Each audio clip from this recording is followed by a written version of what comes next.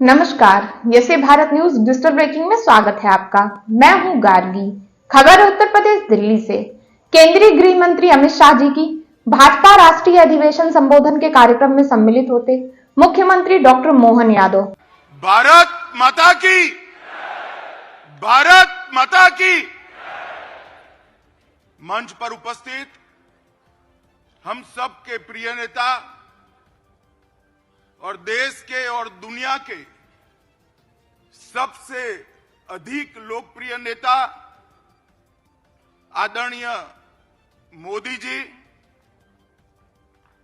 हमारे प्रिय अध्यक्ष सम्माननीय नड्डा जी, मंच पर उपस्थित भारतीय जनता पार्टी का नेतृत्वगण और आज इस सभागार के अंदर आए हुए, देश भर से आए हुए लघु भारत के रूप में हम सबके सामने विराजित देश के सभी कार्यकर्ता भाइयों बहनों को मैं प्रणाम कर मेरी बात की शुरुआत करूं।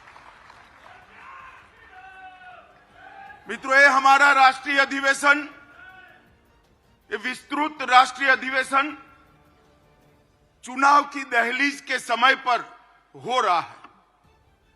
इस राष्ट्रीय अधिवेशन के अनेक निहितार्थ, ये राष्ट्रीय अधिवेशन प्रधानमंत्री जी मोदी जी के विकसित भारत के स्वप्न को आगे बढ़ाने का संकल्प लेकर हम सब यहां से देश भर में वापस जाएंगे। इस अधिवेशन के बाद 2047 का भारत कैसा होगा, इसका मोदी जी का संदेश लेकर हम हर कॉन्स्टिट्यूएंसी में जाएंगे और कुछ ही दिनों में देश की जनता ये निर्णय करने वाली है कि आने वाले 5 साल इस देश के शासन की धुरा किस पार्टी के हाथ में होगी, किस व्यक्ति के हाथ में होगी। मगर पूरे देश में कहीं पर भी संशय नहीं है, प्रश्न चिन्ह नहीं है।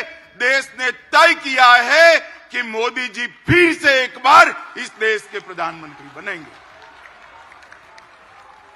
साथियों, 75 साल में इस देश ने 17 लोकसभा के चुनाव देखे हैं, 22 सरकारें देखी हैं, 15 प्रधानमंत्री देखे हैं। देश ने जितनी भी सरकारें आई, अपने अपने समय में हर सरकार ने समयानुकूल विकास करने का प्रयास किया है।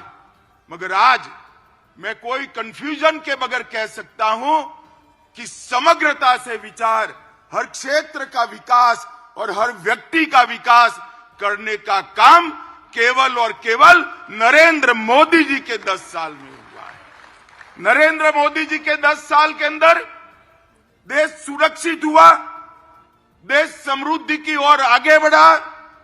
60 करोड़ गरीब जो आजादी के 75 साल तक, 70 साल तक अपने आप को विकास की प्रक्रिया के बाहर मानते थे, उसको मालूम ही नहीं था कि देश आजाद हुआ, लोकतंत्र आया, मुझे क्या मिला, मेरा क्या हिस्सा।